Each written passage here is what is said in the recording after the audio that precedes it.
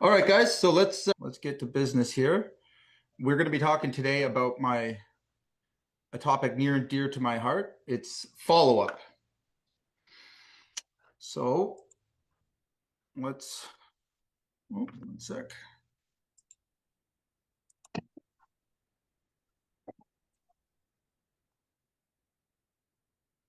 Let's get right into this bad boy.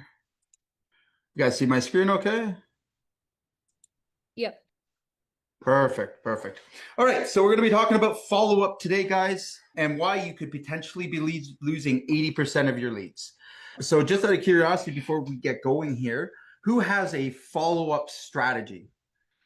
All right. Who's actually following steps or having their team follow steps in their follow-up? So this is for leads. This can be for new hires. This can be, again, because the processes are the same. Who here is following a set standard or a process? Give me a one in the chat. Let's see how many of you guys this will resonate with. I'm not seeing What too if many it's ones. zero? And then you're not following up. And this calls for you. That's Oh, zero point exactly 0.5. right. All right. All right. I'm 0.5 too. Okay. All right, cool. All right, so let's talk about some myths that occur. If they want it, they'll call back. All right, 80% of their leads never get a second call from contractors. This belief costs you jobs and revenue every week. All right, so who's had that conversation or that thought in their head? If they want it, then they'll call me back. Or we just get into the quoting game, the order taking game. Be honest, how many of you guys are at that process or just find reasons not to follow up with your leads? So let's maybe think about what this is costing us. What's the real cost of poor follow-up? We have missed leads, missed revenue, wasted marketing dollars. Your competitors are following up. And then a poor follow-up actually damages your long-term reputation. Okay, so a statistic I love to use in terms of reflecting on our sales process, which includes an extensive follow-up I'll be sharing with you today, all right, is that out of my CRM, which accounts for 40% of my leads, 40% of my leads coming from my CRM are from people we never did business with. Okay, meaning they got a quote from us. We went through our sales process. We didn't win the job, but they referred us. Why do you think that is? How do you think that could be possible? And I'm going to tell you the dirty little secret today, and how we're able to outsell our competition by 2 times and charge a higher rate. All right. So contractors who follow up within 1 hour are 7 times more likely to close the deal. The reality of it is actually 73% of homeowners decide to go with the contractor who responds first. Okay. So you want to start winning, right? Speed the lead. But there's another part to this, and it doesn't get talked about enough. All right. So why do leads slip through the cracks? First of all, no systems for tracking leads. Chaos, all right? So we're not keeping count. We're not keeping score. We don't realize how many jobs we've actually lost, all right? Relying on memory and sticky notes leads lost opportunities, right? 63% of contractors have no formal lead tracking system. That's a pretty scary statistic when you're out there thinking that we're dealing with millions of dollars. And I often get into the conversation with you guys about I need more leads. I need more opportunities. And then when we have a look behind the scenes, it's you actually have enough leads. We're just not closing enough. Contractor AI class if you want. Oh, hold on a second. Watch it. Let me pause everybody. I have it open here. All right. So what's the power of a fast follow-up? All right. So nowadays we are in the speed and convenience game. All right. If we're not providing speed and convenience to our customers, we're losing jobs before we even had a chance to quote them. All right. So speed matters. First to respond often wins the jobs. Homeowners are shopping around. Don't let them forget about you. Okay. So again, by being present, by reaching out to them consistently, by having a process in place that keeps you top of mind is not annoying. All right. But in fact, it's actually what's going to allow you to stand out from the competition. All right. And it's relatively easy these days.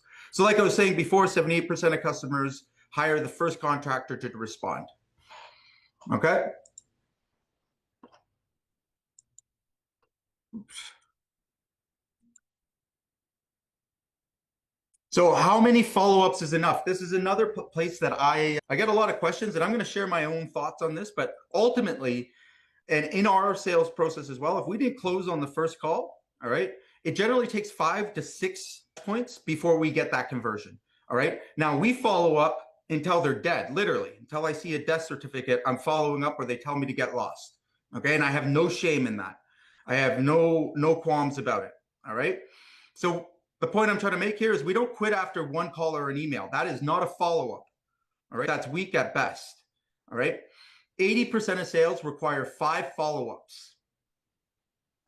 All right. So just think about your process right now for you guys that are barely following up, right? How much opportunity was in your pipeline if you can measure that? Right? How much opportunity do you think was in your pipeline? I go into some pipelines and I see millions of dollars in opportunity. All right. And a very low conversion sales rate when we have to calculate it for our client. Okay. And what this is doing is basically, again, giving us this illusion that we have to be cheaper. No, I hate to break it to you. It's not about being cheaper. It's not your price. It's not any of those things. All right. It's literally are you convenient to the client? All right. Were you fast? Did you give them speed and convenience? And then were you consistent in the following up and bringing out your brand if you didn't close on that first call? All right. And these rules also apply in your commercial setting as well. All right. Again, I'm going to share some examples with you guys and how follow-up is important and how we can do it so that it's not hurting our brand or being annoying or being spammy. Okay. So what to say in your follow-ups? I get this question quite a bit. I figured we would address it right off the top. All right. You really want to be concise and you want to be thoughtful. Oftentimes we will call this funnel, but in general, we want to keep it short, friendly, and helpful. All right. So just following up with somebody being like, hey, do you want to move forward? Hey, you want to move forward? Hey, you want to move forward? That's not going to do you. Okay. You would be wise to follow up with value. Okay. And we're going to talk a little bit about that today and what that could look like. All right. And a follow-up doesn't necessarily have to be a phone or a text conversation. All right. We can actually use social media to follow up. We can do what we call a 2-step follow-up. So again, sharing some of the social media content that you've generated, tagging your customers. Okay. Those are follow-ups. Those are touch points. Okay. They're gentle. They're a non-invasive way of following up and keeping top of mind with your customer. Okay. Following up with value is maybe there was something that you guys discussed and an area where you could add some clarity or possibly help them to make a sales decision. That's a great thing to do to add that value. Okay. And answering questions, right? So again, if you're there to answer all the questions and you're there providing value, all right, there's really no downside to that. Now, on the other hand, if you don't think about what you're going to say and you don't have a plan for moving that customer through and you haven't really listened to what your customer's needs are, all right, your follow-up can sound more like those calls you hang up from like Rogers or telemarketers, right? We don't want to fall into that category. All right. So a good example, Maria's Remodeling sends a tip with each follow-up and gets more replies. Okay. So a tip in making a buy decision. We have 27 questions to ask a contractor. All right. That you're considering for a metal roof. We send that out. We send that out first, and then we follow up on that if they received it.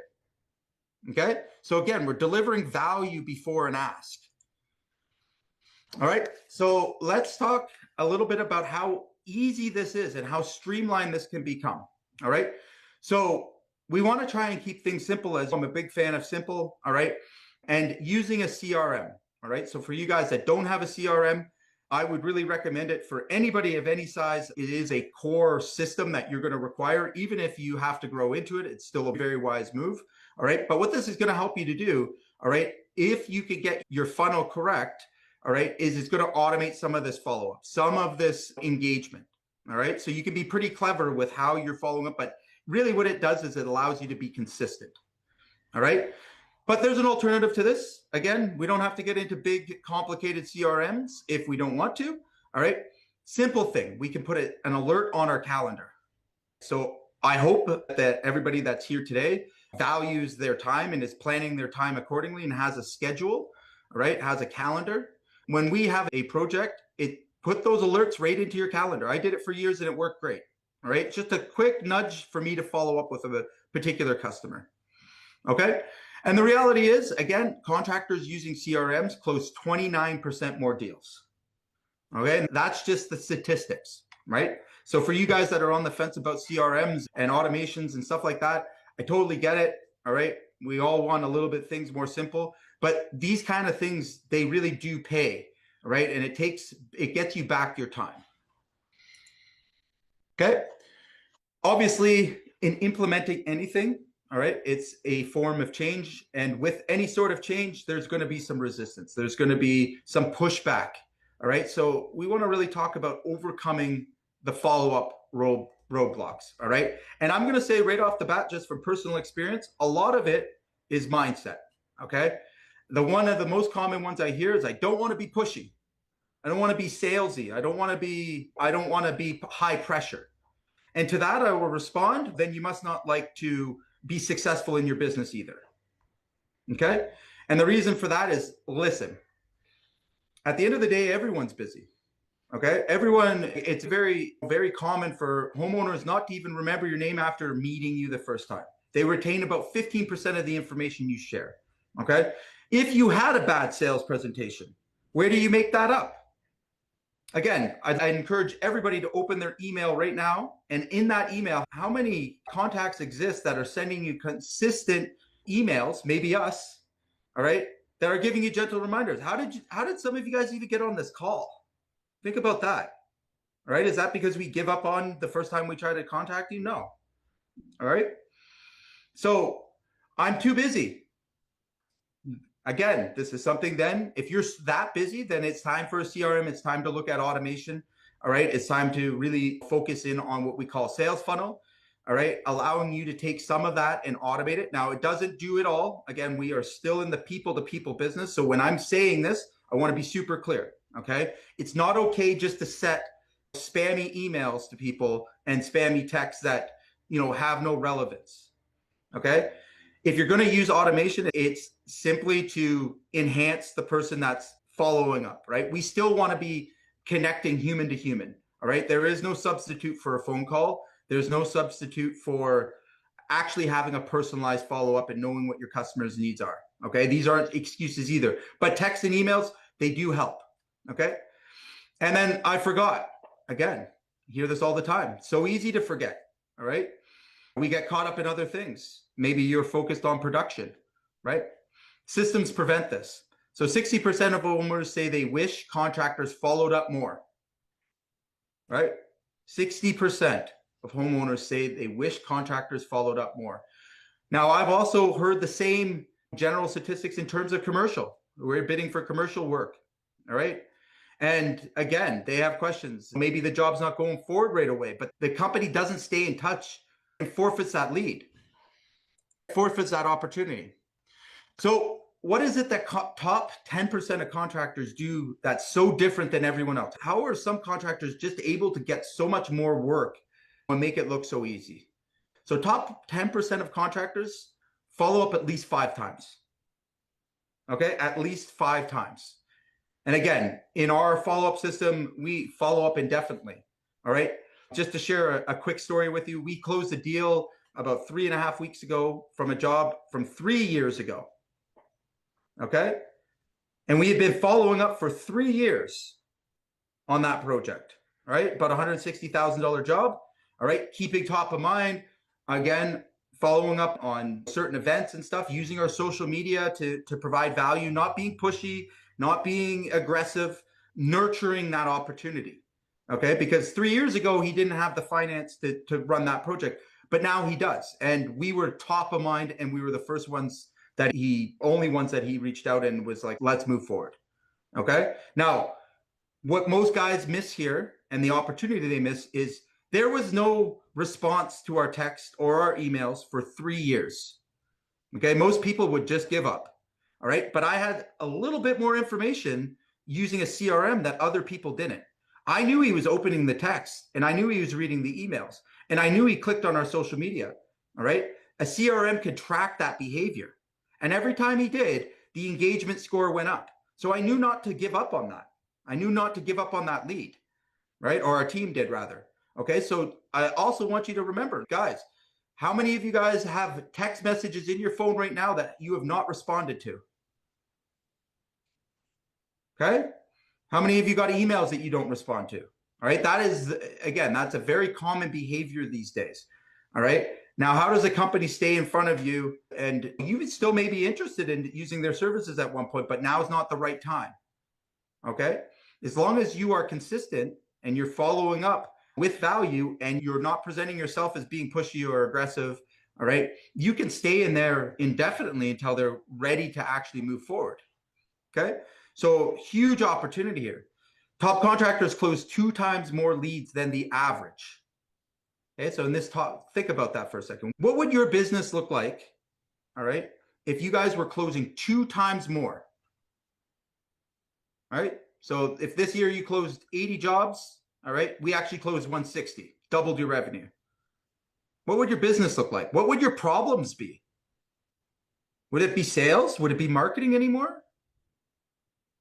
So guys, when we talk about these things, it's sometimes the most basic, simplest, straightforward things. We'll call it sales 101 that contractors just don't do. All right, solve their problem when the answer is right in front of them. Okay, and it's much simpler to solve than building an entire social media brand and marketing brand. Again, you know, a lot of us are running ads and stuff like along those lines. All right, but not investing enough in the actual sales closing process, and therefore we're being compared just on price. Okay, so everybody that's been on our calls knows I absolutely love quick wins, and I want to leave no excuses here today for anybody to leave this call without an action plan and something they can implement quickly to see results. Okay, so here's the challenge. All right, if you can work it out so that you respond to every lead within 1 hour, all right, or sooner, okay, 1 hour or sooner, I want you all to assess your current sales process. Are you responding within an hour of a request being made, no matter who they are? Okay, I want you to schedule 5 follow-ups for each lead. Okay, so 5 follow-ups, 5 touch points after you've had a lead with anybody. And again, no excuses here. You can make this simple. All right, this can be an automated thing. This can be a reminder. All right, no real issue for anybody. You managed to find yourself to the call today, so you're technically sound in doing this. All right, and try to use a template for every message. The reason I suggest using a template, all right, meaning is you want to start to look at which follow-ups actually convert best. All right, so we should be looking to improve every time we run this process. All right, and we want to personalize them as much as possible. And only you know your brand and your offer the most and the most intimately. All right, but we really want to think about how we templatize this. Okay, because now we're on the road and the path to actually creating a full-scale follow-up system that can operate without you. Okay, so contractors who do these 3 things will close 60% more jobs. Okay, yeah, is anybody confused by this? Is there anybody here that doesn't think they can handle this? Maybe you can't handle 60% more deals, right? We have a whole other problem now. We gotta fix our production issues. Sorry, just a second. Who here, out of curiosity, and again, guys, we're here to have a conversation, and I hope that you guys take a part in this, but give me a 1 in the chat if you could benefit from closing 60% more leads. Give me a 1 in the chat. Let me know you guys are out there. Give me a 1 in the chat. If 60% more of your business could be closed next year, what would that look like for your business? There you go. Of course. So again, when we think about the follow-up, we also want to think about it in a sense is a lot of times, especially if you're doing certain types of marketing, all right, you may get a customer that is in the early stages of researching, all right, and they reached out to you to get a price, to get a budget so that they could plan for the future. How many of you guys have ran into that situation? They're not planning to do the job this year. They just want to get a ballpark. They want to get, again, most guys, most contractors make the mistake of either not responding to that, all right, or not staying in touch with them, which I feel is the biggest fail. You did all the work, you did the quote, you did everything, but you forgot the one last thing. You never followed up with them. All right. You weren't consistent with it. All right. And again, maybe they're doing a job in a year. All right, cool. You've got that information. Why can't you set a reminder? All right. Ever so often, send a little piece of information or tag them on a social media post. This isn't tough, right? This is not hard stuff. And think about it. Now we're actually closing 60% of more of our leads. All right. Are you taking questions right now or no? Not yet. Shortly. Let me get through this next slide here. So let's talk about a real world example of chaos to consistency. A contractor in Dallas went 10% to a 40% close rate by following up 5 times. And I'll add a little caveat to that. It was actually more than 5 times. All right. But we had an automated 5-point touch. Okay. And at that point, then they were put into either a nurturing funnel for everybody that wants to know what that is. That's where it's a non-intense CTA. So we're not directly asking them if they're moving forward with their project anymore. We're trying to build value, build more information, realizing that they're going to make a decision at a later date, 90 or 120 days down the road. Okay. So we want to try and exist inside their email box, inside their text message, and it becomes a lot more gentler. But 5 times was the minimum. All right. And boom, voila, we closed 40% higher. Now, I'll give you another little trick with this. We used video. We used video actually very well in this follow-up. All right. Something that I encourage anybody who's brave enough to consider. All right. Again, remembering we're in the people-to-people business, keep it short, 25, 30-second videos will go a long way. All right. In your follow-up. All right. Again, building trust, getting them to remember who you are. All right. Nowadays, people have a very short attention span. So between short text, short videos, all right, you can do a very effective follow-up that's going to be memorable for that customer when they're getting ready to convert. All right. We use simple scripts and calendar reminders. All right. Revenue jumped from 150K over 150K in 6 months.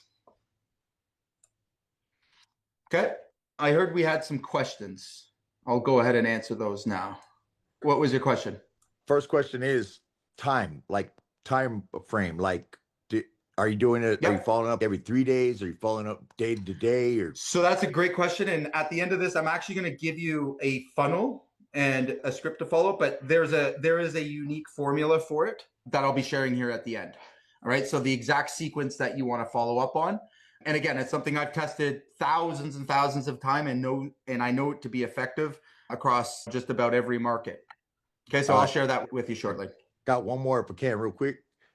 Yeah. Let's say you lost the lead in your pile of leads or whatever, and it just got past you or something, or while you're busy you forgot something. Do you follow up with a customer a week, 2 weeks later still, or do you just let it go because then you look a little pathetic? Hell no, we never let it go. Okay, so if you lost the lead, lost sales survey. Okay. You want to understand why you lost that lead if you in fact have lost it, and then you still don't stop there. Okay. So let me give you a good example. Not like lost. You never approached them or you never sent the first email. You know what I'm saying? Do you still try to go after? Yeah, absolutely. You're in sales, right? Yeah, exactly. Yeah. There's never, yeah. Again, of course, 100% you're going to go after that. 100%. Okay. And then let's use the example, guys, and it's getting a little bit off course here, but let's use the example of the customers you didn't win the job from. Do you know how earlier I shared with you that 40% of our leads we get from people we never did business with? All right. So how many of you guys, when you lose a job, all right, are emotionally hurt by that and just think all of a sudden we can't be friends? Who's had that thought? Fuck him then. Every now and then. Yeah, don't lie to me. I know that response. Okay. Now, guys, if you start to remove yourself from the outcome, you're going to realize that people are people, dude. Everybody has their own ways and make decisions. All right. They may not have made the right decision. All right. And there's no reason not to stay in touch with them if they allow you, if it makes sense. All right. And I want to share with you how this pays off for my own company personally. Okay. So every year we know that we're going to lose, a pile of jobs. We can't win them all. All right. But we also know that our competitors, they don't thoroughly go through jobs the way they're supposed to. And they leave things behind like aluminum troughs and gutters and east troughs and the mother's house and the aunt's house and all of these other opportunities that are there. Okay. And we run a very strategic campaign from November to December for snow guards. Okay. Snow guards is a 50% margin product for us. It's easy in and out. We're talking $25,000, $30,000 days for a 2-man crew. All right. We love them. We can smash them out really quickly. We also know that they're neglected. People don't put them into their price. So we run a campaign back to customers we already lost the jobs for. We know they got their roof done by someone else. All right. And now we're simply offering all the services that weren't included in their original contract. All right. We did $725,000 in sales from that campaign alone this year. All right. So is a lead really lost? Okay. Here's another example. I have customers that we never did business with, okay, that have referred us over 10 times. All right. Over 10 times. I've got people that referred us from a quote we did 10 years ago, and they refer us to this day. Do you know why? You know what the difference is there? The only difference is we stayed in touch. We kept them on our mailing list. They kept opening them. Obviously, at the certain points, it was convenient. We made it beneficial to them. All right. Again, for you guys out there that want to really up that game, you incentivize the referral. All right. Put that incentive right in their face right from day one, and you're going to see people take action. All right. But we don't even offer that. Right. So right in my proposal, I have a referral offer. Hey, you got your aunts, your uncles, your nieces, your neighbors, right? Want to save money on your job? Cool. Let's make this a group thing. How many people on your street do you think could use our services? Okay. So it's always easier to sell to many than to sell to one. All right. So what's this got to do with follow-up? It's got everything to do with follow-up. Follow-up doesn't just stop at the word no, just like your sales shouldn't. All right. Just because you got one no doesn't mean we can't be friends. We can't stay in touch. All right. Doesn't mean that they're not going to have another chance or an opportunity. All right. But if you choose to give up at that point, you are actually the loser. And I don't mean that personally. I mean that literally, right? You have everything to gain, right? And nothing to lose. All right. If you stop at that point, you're only losing. All right. You paid for the lead, you generated the lead. And again, you have to get creative. This is how you build offers and stuff around it. And again, using CRMs and stuff, this can be implemented really easy. Okay. So do you follow up more than once with every lead? What's the biggest follow-up challenge that you guys are having? So again, love to have a conversation with you guys. Anybody out there that wants to unmute themselves or drop a question in the chat. All right. What do you guys find is a block for you in following up consistently? Right? People blowing you off. Okay. So why does that matter? See, again, it doesn't matter. It's just hard to approach them. Is it? All right. How many of you guys ignored some text on your phone today? How many of you guys are like, you need to do something? All right. How many of you guys are ignoring our text right now and have done it for months? All right. Our emails. Did we give up on you? No, we're not going to give up. Again, we're going to lead with value. We're going to continue to share our brand, but that's follow up. All right. Again, I feel that I owe it to anybody that's engaged with us and asked for help at one point or another to continue to follow up until the time is convenient for them. All right. And I hold nothing back about it. All right. Some may say it's annoying. Some may say this, but it works. All right. The reality of it is it works. It's effective. And for the right person and your type of customer, all right, it gives you more and more opportunities. And again, just because they didn't respond, just because they didn't immediately return your call, doesn't mean the deal is dead. Okay. Again, CRMs do help you in this insight because when they're opening the text, when they're opening the emails, they're reading it. Okay. Maybe it's not convenient time at that time. Cool. All right. You know what else a CRM can do? Figure out when they open their emails and texts at what time and then send them at the right time. Okay. Timing has a lot to do with these kind of things, guys. And again, if you want to play the game at a high level, all right, figure out when your customer most often reads text and goes through and reviews. And you're going to find most decision makers are actually reviewing these things after 7 o'clock at night, all right? 8, 9, 10, 11 o'clock at night, when they're researching you, when the quote leads are coming in, all right? So is it wise for you to be messaging them at 12:30 in the afternoon when they're at work? Probably not, right? But you wouldn't have those insights unless you're using a CRM, unless you understand that behavior. And just, again, Maybe your customer's busy and you're calling them while they're at work. That's not a good move, right? You're not going to ever get a response. All right. You're doing it out of your convenience, not their convenience.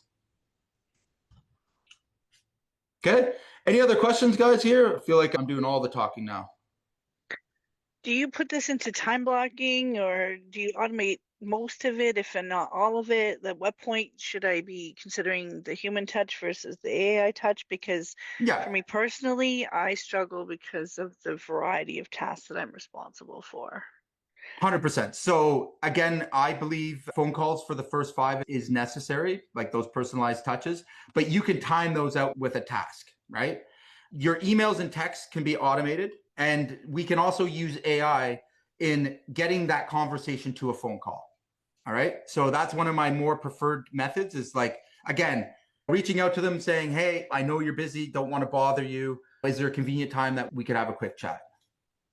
All right. Like I said, we can have them being pushed to a schedule. We can have them being booked into your calendar. I've got 2 booked for 5 o'clock and 5:30 tonight, right? Just came through my follow-up. So again, it can be simple. It can be more complicated, but ultimately we still want to close people to people. Does that make sense? Yes, it does. Thank you. Okay. So data resources here. Again, pick a resource and use it this week. So again, we could talk about other things that you can use to back up what we're having the conversation about today. All right. I'm sure most of you guys are going to research some of this. I'm going to share with you our roadmap for automation and stuff like that. All right. But we can read a book. All right. A good book, Conversion Code by Chris Smith.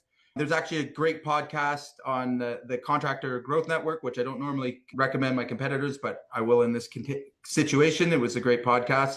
So nonetheless, and then the 5 follow-up templates for contractors on Service Titan. So for anybody that's using Service Titan, those are great resources. Okay. Before we get into the funnel side of it, and I'm going to share it with everybody that's still on our call here, and hopefully give you guys some high quality information that you can use. All right.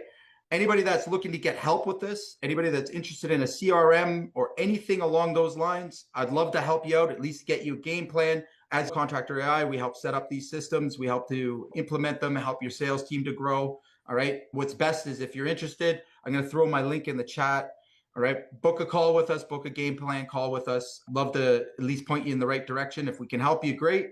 All right. But we're always a source of information first, and trying to get these systems in place. So I'm going to pull my screen down here. Give me 1 second. And I'm going to share.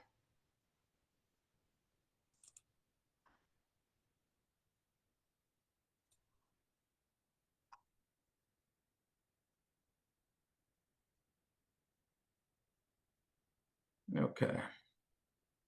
So I get the question probably the most often is, what is the consistency look like for, oh, you guys see my screen okay? Yeah, good. Okay. Yeah. We're going to talk about something a little bit more advanced. All right. But we're going to talk about what a sales funnel looks like and what we're running and what we found to be the best, most consistent way. All right. So let's talk first of all about some bells and whistles and some shiny objects, just to keep everybody engaged and interested in this. So the apps we can use. All right. Facebook Messenger. Again, not utilized enough by contractors. I swear, especially if you're advertising there, that's where your customers are. All right. So we can use Facebook Messenger. We can also use WhatsApp. Okay. So WhatsApp's and it can be effective in some markets. Okay. And gives you another touch points. Most people are more comfortable responding in WhatsApp or Messenger than they are over text. Okay. So again, you can automate a lot of these touch points too. Again, these are areas where you can get some improvements on your follow-up. All right. The one-click SMS. All right. One-click SMS is an ability to book a call instantly. Okay. So when you're sending out your text messages, all right, it should be linked to a calendar. All right. So again, when we automate follow-up now, they're booking into a 15-minute discussion with you. All right. They got your phone number. Many of you guys have been on Zoom calls and stuff like that. You can set that all up in an automated process through a CRM. Relatively easy these days. Okay. It's going to save you a world of time. It's going to take and add that speed and convenience element to your customer's experience. All right. And it's just smart. All right. The other thing we could do is segmenting lists. Okay. Like I was explaining to you before, and I'm going to just try and keep this really simple. All right. Is that there is everybody has people in their sales funnel, again, that been unresponsive. Maybe you followed up once or twice and you never got a hold of them, so you quit. Okay. That's wrong. We shouldn't do that. Now, what we can do is we can get very strategic about it and start to understand what their behavior is. Okay. So like I said before, with the CRM, you could see when they opened it, what they were engaged with. We segment our list based on the content that they view, right? So those hook lines in our emails, right? Like you guys were brought in on a hook line, right? Saying, hey, anybody interested about follow-up? Okay. Obviously that got some attention. That was something you were interested in. That's why you're here. All right. Now think about it in your own customer experience. All right. Now all that can be segmented, meaning that I can put people into that group knowing that, hey, these guys are really interested in follow-up. So maybe I'm going to follow up with some resources. Maybe I'm going to follow up with a free tool or something that will help you to get to your destination a little quicker. Right. I've provided value.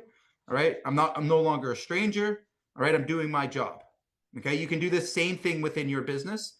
All right. So it doesn't have to be pushy. It doesn't have to be salesy. All right. And it can help to build your brand and long-term. All right. Companies that do this statistically will outgrow and outpace their markets. Okay. It's a no-brainer. Okay. Live chat notifications. So you can get people into a live chat. All right. Again, CRMs give you that ability to reignite conversations. Of course, we have AI bots now. All right. Again, being Contractor AI, I will always support the AI features. But I will say this, all right, there are companies out there that are doing this distastefully, all right? My opinion is the AI is there to provide convenience to your customer, all right? I've yet to see or anyone prove to me that AI is capable of selling your job, or should it be misrepresenting you, okay? So I want to say that again, just so everyone's clear, because there's a lot of misinformation out there about what AI bots can do, all right?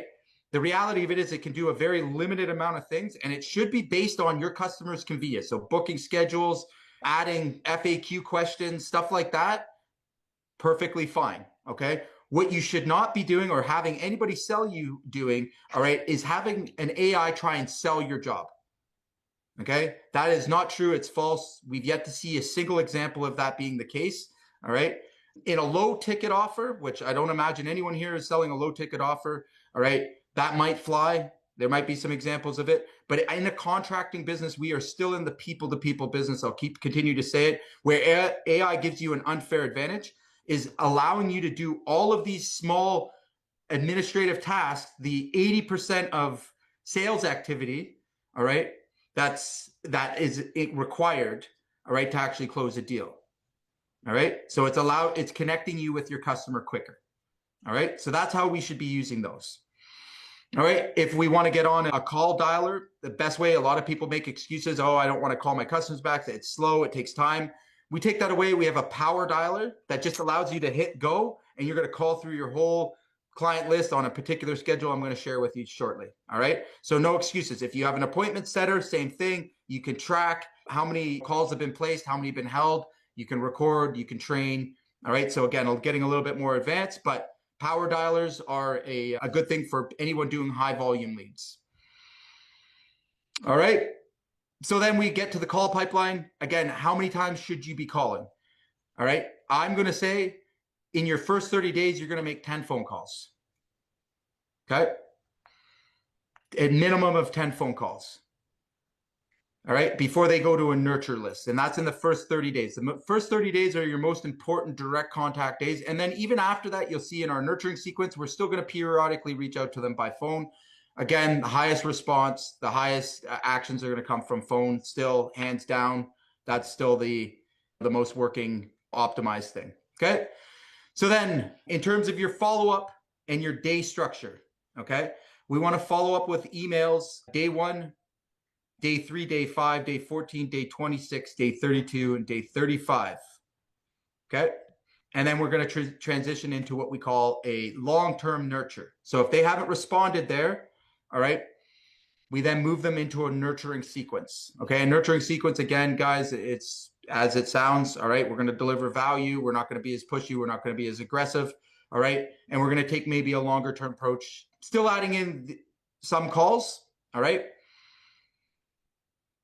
Anybody unclear about what I'm suggesting here or saying?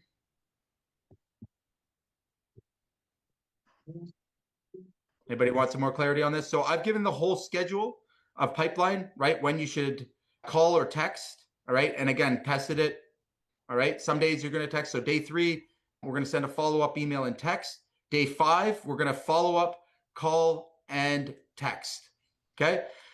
For you, those of you guys that aren't aware of this system, it's a well-known system. It's called the 3-box method, okay? So when we call, email, text, right? 3-box method. All right, we get the highest response rates. And this has been tested across call centers and everything else, but that's going to give you your most effective opportunity to get in touch with your customer. All right, so you can see we're not just using one or the other, we're using all of them combined. All right, day 9, we want to just follow up with an email. Day 14, follow up, call, text, same method.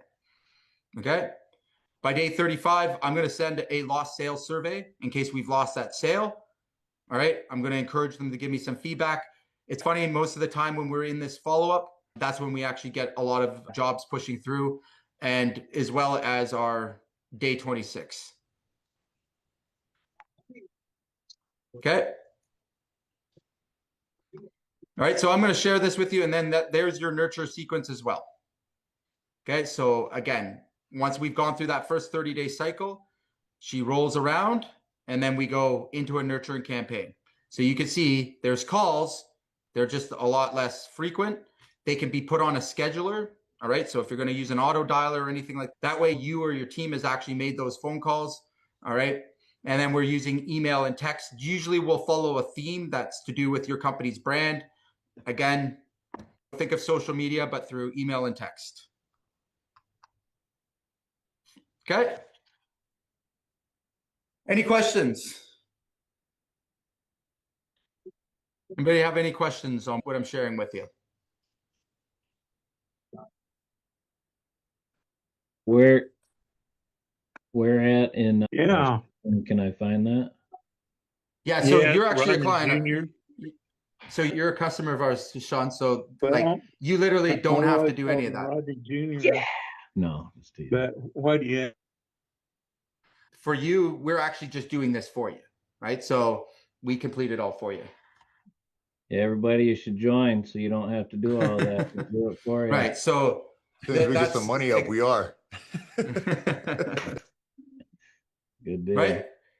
So Yep. again, that's the service that we are here. We're a done for you consultant. We just fix the problem, right? But not to stop you. I love to share information. Anybody, God bless you, that's trying to do it on your own or again needs that information, I'm happy to share it with you. So let me throw it in the chat here, guys. And I'll give you the whole process. If you can follow it, all right, implement it into your CRM. Oh, hold on a sec.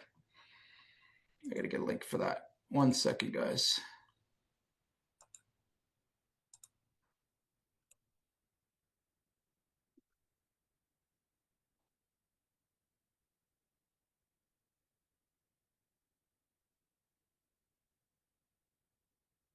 Okay.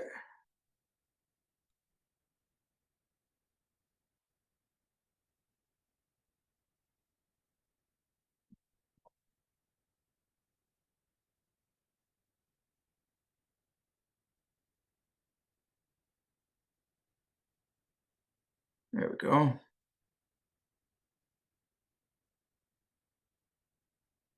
right, I'll drop this in the chat for everyone. Again, anybody that's curious or wants to tackle these things, that's a pretty tried, tested, true method for building out your sales funnel. Okay, so again, guys, any questions around sales, around what type of follow-up? Love to have a conversation with you.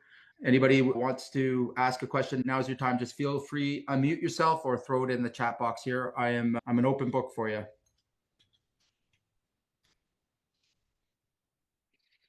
Great info today. I'm going to pop out just want to say thanks for all the support you give our business. We've been winning every time. So Yeah. I love coming to Appreciate these you. learning moments. So we'll see you after the holidays. Have a happy Merry Christmas. Yeah. Merry Christmas. Merry Yeah, Christmas. yeah, thank you for these meetings, Jay. They're really informative, and we realize a lot of changes we have to make. And like I said, when we start making it a little more, we're gonna be signing up with you. I'm sure. Yeah. We got to make it No first. problem, man. We got to take the small wins, right? Like I said, leaving this call today, I completely get it, right? I was like starting out my business too at one point, right? And these are the things I wish people had told me. So don't allow yourself to give yourself excuses why you shouldn't be following up, right? Like you've got leads in your pipeline right now. I want you to take action, right? Because action is what's going to get you to the next level, right? Okay, so here's a good question. I lost a lead the other day. Yeah. It was a good one. It was about a $30,000 job. Okay. Uh, they said they already went with somebody else. Should I follow up? What do you say though? Do you ask like, how's the project going, or? Okay. Again, if they already went with someone else, first thing we're going to do is assess, were we responsive and fast enough in getting them a quote? All right. So I like to lead with a lost sales survey.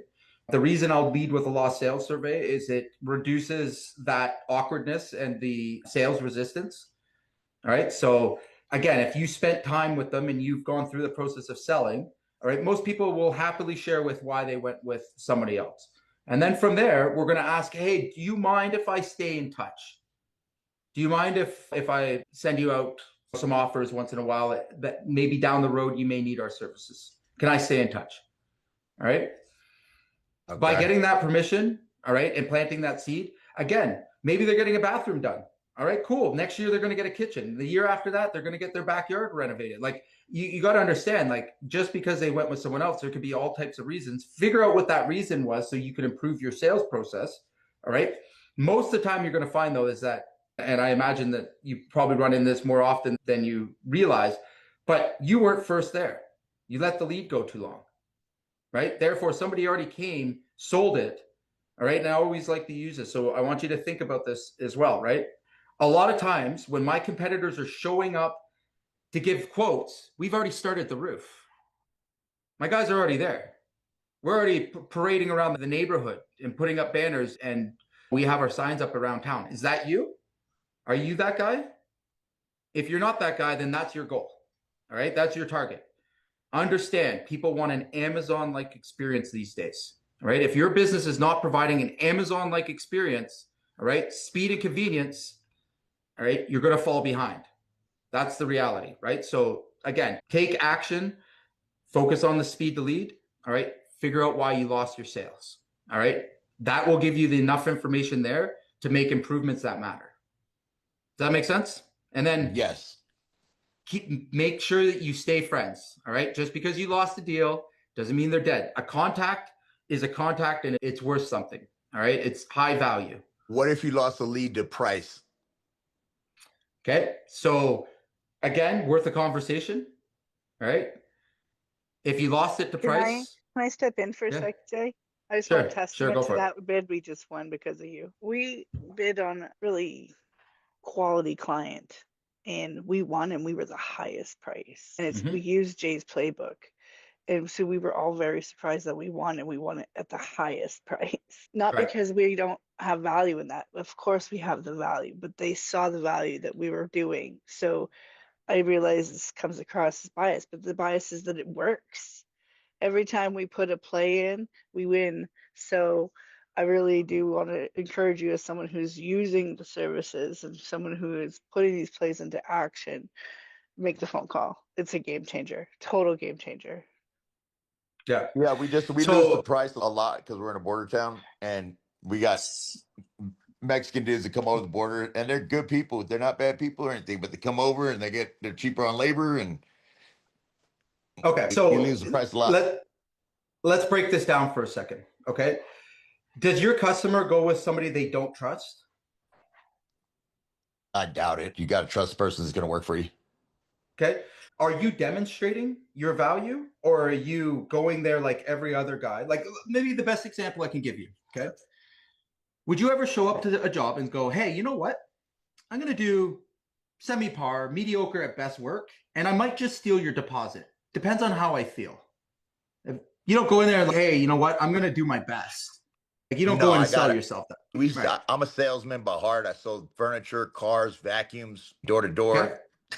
So I Okay. know about the sales. We build value. One of the things we offer is transparency, like no other company offers, and quality build, quality work. We don't cut corners. Don't even fucking say that.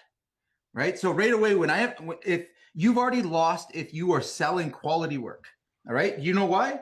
If you go in and push, I do quality work, all right, so does every single other dude, right? Every other contractor comes in there and says, quality work, you can trust me. And here's the reality. Your customer expect what that doesn't come with. That's not what I get. That's not what I'm purchasing. Like I was just pointing out, right? If you're not demonstrating your value. So when you said transparency, okay, I love that. That's a part of how we do it. Do you know how we demonstrate our transparency? Would you like to know how we demonstrate? And I'll give you like a perfect please. here. Okay, so before the call, before we even meet with them, all right, they get a package from us, all right, and we can call it a capability statement or a welcome package, all right. They get a welcome package. In that welcome package, they have reviews, they have jobs that we've done, case studies, like who we are, how we work. We send that out before we even meet with them. That's step one. Okay. After we've had a call with them, and here, I'll give you a prime example of this. All right. Here, no bullshit. Okay. So on Monday night or Tuesday night, I closed a $90,000 metal roof. Let's see if I can find it here. Now I'm just shooting into my email box. And while you're searching that up, your package Yeah. you send out, everything is digital. So you're just sending out some digitally. Yeah. And how do you compare that to bringing marketing collateral with you to the job and giving it to them when you see them? Great thing. So our proposals are also like real proposals. They're not estimates. Okay. So they continue on with that sales package. Okay. All right. So to answer your question directly, like our material then is like we have the next stage. So like our proposal package, and I mean, I could show you our proposals and stuff, but they're very detailed. All right. They're meant to be a sales tool. So that's what we're bringing with us to the table. But then it's the small touches. Like I had this call. Okay. You guys can see, no bullshit. Tuesday, 12:04, sent them the message. All right. What am I doing? I'm giving him, demonstrating my value. Okay. I'm directly showing him jobs in his immediate 2-kilometer radius that we did. All right. I'm giving him a video link to a testimonial from our customer. Right. And I'm thanking him for his time. All right. Did he have to ask me for references? All right. And then you'll notice in my sales proposition, like, again, it's about standing out from everybody else. All right. A lot of guys go in with the intention of selling somebody their services. All right. We have to stop that. Like, we're no longer in that pitch kind of sales methods anymore. All right. Those days are gone. All right. People in general, like, we're in the post-trust era. All right. No one trusts anybody. Okay. And you better believe that's a real thing. All right. So when I'm saying demonstrating your value, I mean getting all of these things out before they need to ask you. All right. You say transparency. How do you have transparency? Here, let me show you, not tell you, because whatever comes out of my mouth is bullshit. All right. What I can show and what I can prove, and the answers you're giving in your own head, that's the truth. Well, yeah, Okay? that's what we do. I do that in sales. I show them like through transparency is we have a full client dashboard where they can see everything that their project manager sees on the project. Yep. Yeah, absolutely. But again, in having that, you have to understand, is that really the core problem? If you're in a middle class market, all right, number one is knowing your customer base, right? A customer who's buying $200,000-$300,000 or $100,000 from you, all right, is a very different customer than someone spending $15,000 or $20,000. And you may not recognize that. They have different needs and wants. Right? Are you completely sure that transparency or what you're promoting is really resonating with that customer? Okay. All right. You know what I'm saying? A lot of times that's a marketing offer issue. Okay. So I'll give you another fine example of that. I think we shared our bathroom remodeling playbook with you, right? If you're dealing with a middle class blue collar person that's super busy. I don't think I got that, but. Oh, okay. I thought we showed it. Anyways, reach out to us. I'll share it with you. Okay. So selling bathroom remodels. Most guys are losing the jobs because they give the customer too many decisions to make. when they should be cutting that right out the bat, getting those questions out, getting budget out of the thing before they ever meet with them. We're designing right now a bathroom design and selection guide so that we could go through all that and take all the guessing out of the Well, then today's your lucky day because we've already made one of those. All right. So when I work with bathroom clients, what I try to get them to understand is that the first question they're asking is, how much is this going to cost me? So you want transparency. Here's transparency, right? Now we put this in our ads. We get the budget question right out of the way right away. All right. Now I also know that 80% of the decisions are made by females, especially in the home. Okay. Most so definitely. you got your husband, right? His first question is, can I afford this? Cool. I'm presenting an offer of good, better, best. I'm giving him a resource that he can use. If you want to do your own budget, and again, out of speed and convenience, they got a 20 square foot thing. They can figure it out. Now, what does good and better look like, right? This is where you get to the selections. Boom. There's your selection. Here's what better looks like, right? This is the type of tile you can get. Again, you're making it simple and you're informing your customer right off the bat. Right? What's good look like? There's your American Standard toilet, right? That's what the good's going to be in, that price range. Okay. So now when you're meeting with that person, are you meeting to discuss the budget anymore? No, you're not. No. And now correct me if I'm wrong. Being transparent though is like being upfront with your prices, is it not? Yes, definitely. Okay. And then giving them an area to markups. choose. I don't know if I agree with that completely, but what I would more encourage you to do and what makes it easier is you want to get them comfortable with saying yes, right? So psychologically, all right, I'm covering my spread. So if they got a quote at $4,300, all right, I've already explained to them without telling them what they're going to get for $4,300 and why they can't trust that quote. Oh, right? Okay. Now I'm doing better because I know that 80% of people will go with better. 80% of people. All right. Nobody wants just the good. Nobody wants the best. And ask me how I know. I've told tens of millions of dollars myself personally. All right. I've helped all my clients use this system. All right. What you're doing is demonstrating value. All right. That's I amazing. want a package. I want it done good, better, best. All right. And now I'm covering my spread. All right. So it makes it much easier for someone to go ahead and they're not overwhelmed by decision making. They see you as a trusted resource. They see you as a consultant, right? Versus a sleazy salesperson. Now, a sleazy salesperson is going to go in there and pitch them, right? Another whole conversation, whole training all on its own, all right? We need to ditch the pitch. We're in 2025. Nobody wants to be sold to, okay? Okay. If you don't get it, right? So when we ditch our pitch and we make it about our customer and what they want, and we bring out all those needs, and there's a process to it, all right? It's not pushy. All right. But you got to get them to sell themselves these days. You got to get them to be so sure of what it is that they want to get. All right. You got to make that process smooth. You got to make it, like you said, transparent. Like, how much more transparent can I be? All right. But I haven't said a single word yet. Yeah, this is transparency at its finest. But although I don't think anybody's ever had a powder room built here in El Paso. Okay.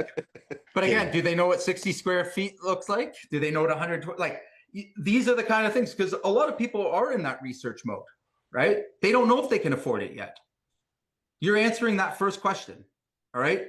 And you're saving them time in answering that question. So think value, right? Upfront value.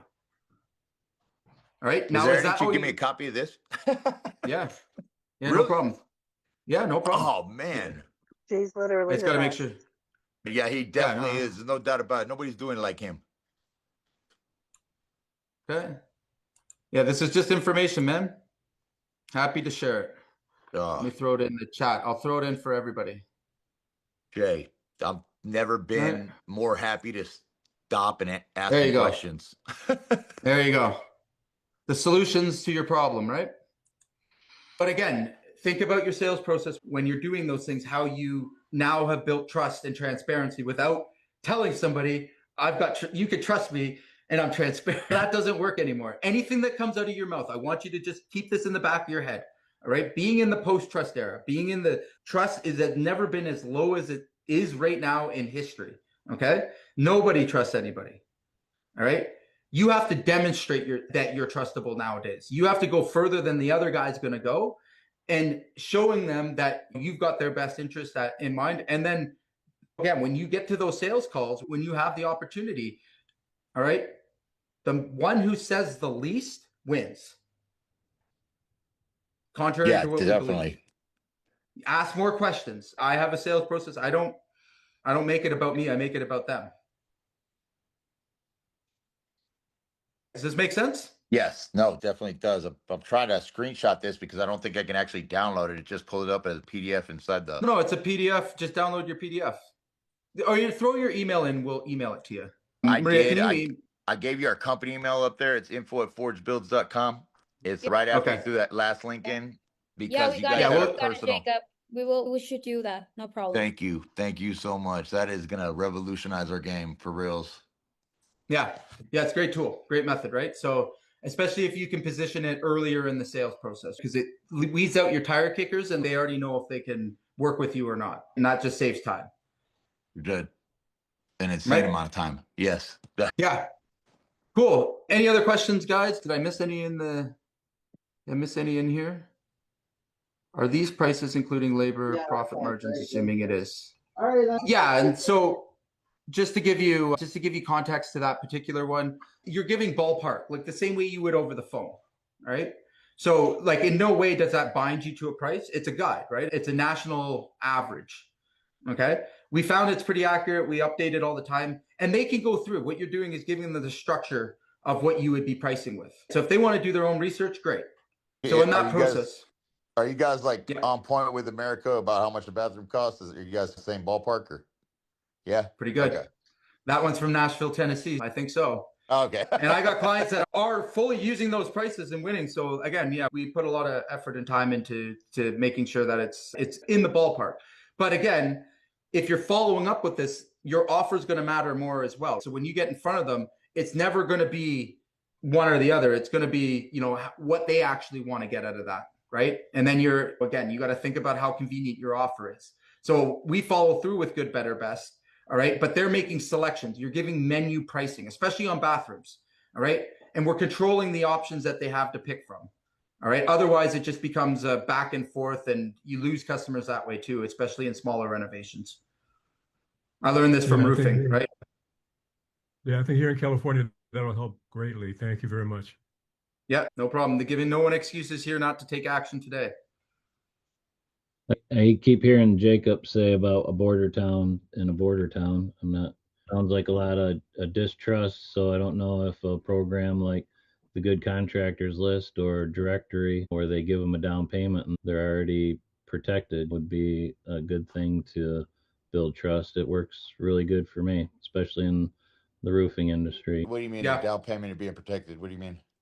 So there's certain, and Google's actually still got a program too. So if you want to be Google guaranteed, they guarantee like that you won't run off with deposits and stuff. And then there's other directories that you can get because just listening to what you're saying, Jacob, I know that you're not building enough trust with your customer right off the bat. And your marketing is got to be off, because if you're only bringing in those lower end customers, like again, you can dress up a pig all you want. It's still a pig, right?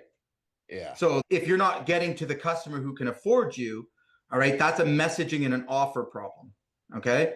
And again, really you can try and offers necessarily yet. We just broadcast our work on social media. I'm researching and doing everything with that. We realized with these last few meetings with you that we need to change our whole game. And that's what we're doing right now. Yeah.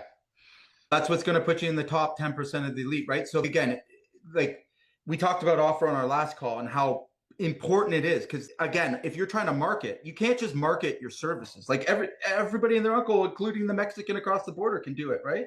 They're offering their services.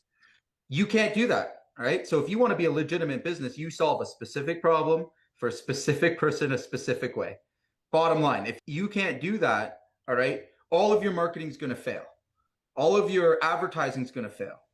All right. Because you're not differentiating yourself. You're not standing out from the seas and seas of people trying to do the same thing you are. Right. And that's where most contractors just don't get it. Like it's the small touches, like what I'm sharing with you. All right. That would probably change your whole world. If you got just these things that we talked about today implemented, all right, that would change your whole perspective on whether my customer can afford it or not. All right. And I'll give you a funny little example of this. All right. So how many of you guys have had a call with somebody, didn't really have a great connection with them, and wrote them off as being a tire kicker? Done it. Yeah. Okay. Right? They didn't bother going to see them. Oh, they must be a tire kicker. Okay. So we ran a little experiment. Actually, we have a cool tool that we bring in with our contractors now. And again, on the same theme of speed and convenience, everybody here is on Zoom, so you know how it works. There's a software that we connect with Contractor AI that basically they get sent an instant link. Okay.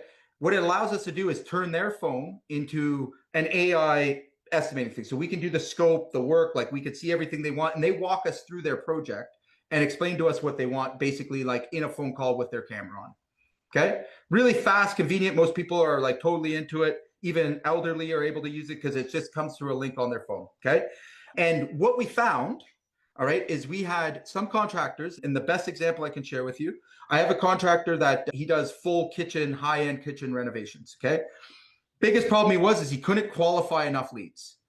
All right. I immediately, just in my ears, I knew what was going on. Like I knew the demographics and everywhere where he's marketing were on, there was something broken. What it turned out to be is that in his qualification of his clients, he wasn't really seeing the projects. All right. He was just making assumptions up front. And even in a lead scoring situation and qualifying, those can slip through. Somebody can just generally be a little bit slower or maybe not want to share like information up front. All right. When we put in this process, all right, what he was finding is that he was writing off $300,000 and $400,000 projects, all right, on the tone of their voice. All right. So why I'm bringing this up is that possible in what's going on in your situation? We never did. I always go to a project. I always do the estimate no matter what. Okay. But you're not getting paid for that. No, like we couldn't charge for estimates down here. That would be crazy. Oh my God. No, I'm saying in El Yes, you Paso, could. it's because El Paso is totally different than the rest of the United States. I promise. It's crazy. Or maybe I'm wrong, and you got a lot to learn from you. Yeah. Again, I want you to ask mind. yourself, I want you to ask yourself these two questions, okay? All right. And again, there's always exceptions to the rule. I'm not like, my job's to get it right. It's not always to be right. Okay. So you might be very well right. All right. But ask yourself this: speed. How quick are you? How fast are you in front of your customer? Is it like an hour? Is it like 50 minutes? Is it 2 days? Like, how quick are you to get in front of them? I'm sorry, to get in front of them? Yeah. What do you mean? To look at their project. So the initial intake call, like how quick is it? The initial, it could be 5 hours, maybe a day. Okay. Too slow. Too slow.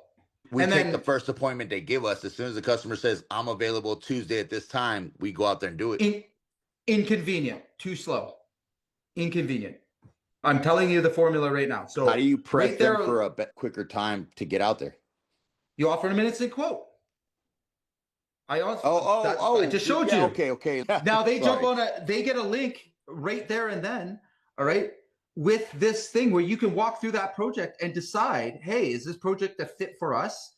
All right, you give them their ballpark.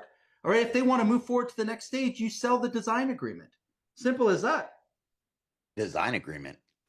Design and construction plan or a feasibility study. We can call it anything else. Like but we ultimately, do free renderings for clients. That is a bad move. Is it really? 100%. Nobody does that.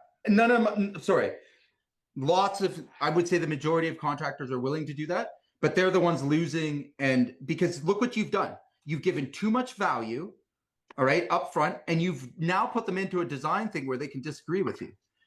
All right. You've made it a critical error here. Number one, we come back to the basic. Was it fast? Was it convenient? All right. Do they trust you enough to go to the next stage? Again, you're thinking about closing the deal. I'm thinking about just the next step. The next step for me is now that we have some trust, right? Now that we have a little bit of authority there, we've given them a good experience so far. Good customers expect things for free. Who here trusts free? Who here trusts free? And you get what you pay for. And then is it possible that maybe you're missing some things because you have to move through those quickly and give them the free design and all that? Like you feel like you've delivered value, but you really haven't. Right? Never thought of it like that. Good customers, good, like high-end customers, I'll tell you for a damn fact, all right? If they're making a $15,000 purchase from you, or a $25,000 or $100,000 purchase, $500 or $200 or $150 to hire an expert is nothing, is absolutely nothing to them. And they'll do it just for the value of having that plan in place. All right. So again, speed, convenience, next step is get their skin in the game. Again, because psychologically, you're actually pushing them away. All right. You're building mistrust by giving away too much upfront. Yeah, that's what my partner says too. He says we're supposed to get paid for this stuff. So He's on then the you're call wondering why right you're now running also. around giving out quotes, right?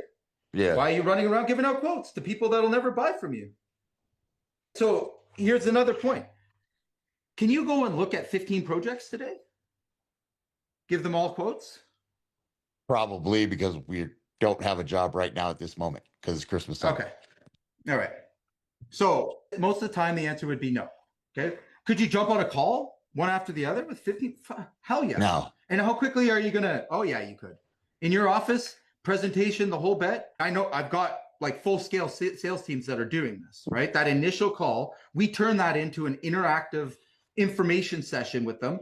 They feel confident in you because of your approach and because you've given them that speed and convenience, because you've given them the answers. All right. You've left them with reassurance and you've brought them to the natural next step. The natural next step is to get paid for a proper proposal, right? Get paid for design.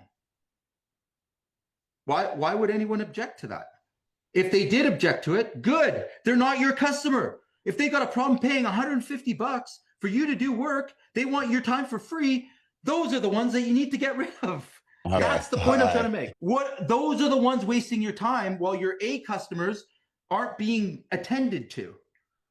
Right? This is what I mean about the speed and convenience side, right? It's not necessarily about price though. Like we could do 75 instead of 150, just a price, right? Saying that we charge for what we do. But again, go ahead and say you charge for what you do. If you want to do that, you're going to get flat ears, right? Because what does that mean? You don't say it out loud. I'm saying Yeah, that tells you them. demonstrate it. Yeah. Yeah. Okay. You demonstrate value, right? You warm them up. You let them know who you are. Like there's steps to it. It's not just, I'm trying to cut out some of the pieces to it to make it as simple as I can. All right. But if you want to stand out, I just gave you the formula, right? That'll allow you to stand up. That lowers your overhead. You haven't moved a tire. All right. You're qualifying at the highest point. You're giving your customer a good experience. You're building trust and authority. All right. You've given them a ballpark price by the end with a package of what they could select. All right. And now if they're not ready to move forward with $150 to compensate you for your time and going to the next level, all right, they weren't your customer in the first place. All right. And you spent 20 minutes instead of hours driving around in gas and fuel and overhead and banging our head against the wall. That is amazing. Yeah. Yeah. Because right? gas is expensive. Yeah, no kidding. We won't move our tires unless we're getting paid. I won't go to someone's home and measure their roof unless we're getting paid. All right. Now, everyone says they have a hard time asking for money to get paid for a pool. Yeah, you're right. Because if you're just like, hey, I'm Bill, I'll do great work. You can trust me. Give me $150. That doesn't work, does it? No. That's not so smooth, right? Now, if I demonstrate my value before they even got on a call, I made it fast and convenient for them, what they are expecting, what more and more people, grandma's on Amazon, right? She's buying shit from Amazon right now, right? Most of your Christmas gifts probably are going to come from Amazon, right? So what do you think people's expectations are? They want it now.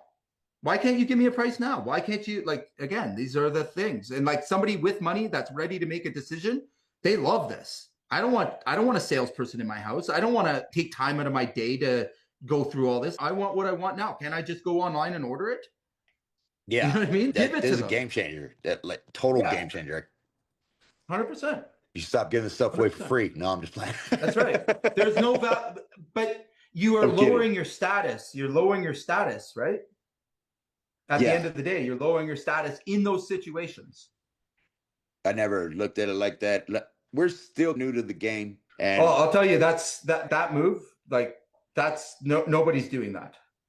No, God. Because they're not like the people in the construction. All right. And I don't know if you guys have noticed it, but we do the same shit we did the exact same way 25 years ago. Not much has changed. Okay, but it's starting to change. It's starting to be differentiated. But again, you want to win at the game. You have to figure out ways to do things faster and more convenient. Do you line item your estimates? 100%. Oh, okay. All right. We do that. Everything's built on a cost code, but I don't share it with my customer. I give them good, better, best. Here's what they're getting. I give them an explanation. I let my proposal do a lot of the sales, eliminating. It's more about just disarming them. All right. And eliminating your competitors without directly eliminating your competitors or being that kind of salesperson. So you don't line item your proposal? No, I line item. Yes, all my estimates got line items in them, but I don't display them to my customer. They get a bottom line price. They get good, better, best. We explain the features and benefits of those good, better, best if we get to that far in the conversation. Most of my customers, to be honest with you, after all the work that we do to get them, they don't want a sales call with us. They just say, go ahead, sign our quotes back. That's how it works. Okay. So again, are you offering speed and convenience? Most people are just their own worst enemy. They want to go out and hard sell people. No one wants that anymore, especially millennials. Millennial down, like you want to really piss them off, go and have a 2-hour conversation around a kitchen table with them. Baby boomers, Gen Xers and stuff, yeah, like you could still do that. But anybody else, like, they're fucking busy. They don't want, like they've already done their research. They know who you are, right? Everything you've given them, they've made a decision already. All right. Either you're there to just check the price of the guy they're going with, or you're the guy, right? It's one or the other. So yeah, no, I mean, that sometimes we get that. I bet you most of the time, because like I said, the guy who responds first wins the game. It's just numbers, man. It's just statistics. So I'm gonna like, go through House and see about our automation stuff and what we can do to change that. You don't like House? Again, everything I just said. Why would I like House? Like you are in a crowd where someone else you're buying a lead that's being sold to 6 of your competitors. How do you differentiate yourself? Oh, we're not paying for the lead. It's the CRM software we use. They got the 3D. Okay, they got 3D scanners and. Yeah. Okay. Gotcha. Yeah, no. Gotcha. Well, who would you recommend for CRM besides you, right? So yeah, our stack is our in-house isn't a CRM. It's a project management system. Right. So again, anything that does your quotes and estimates and stuff like that and is something you're using for production is a project management system. The worst is if they're trying to be both. So a CRM is like everything from your websites, your marketing, your ads, like that's a CRM, customer service like management, everything before they get to the quote. Okay. Yeah. A project management system, on the other hand, and again, we're a big fan of JobTread. And if you've been around for a while, like I use it in my own business, right? I use all types of CRMs over the years and project management systems. So I know them all pretty intimately. That's my choice. It doesn't have to be yours. Whatever works. All right. All right, guys, I've got to wrap up. I hope everybody's got some value today.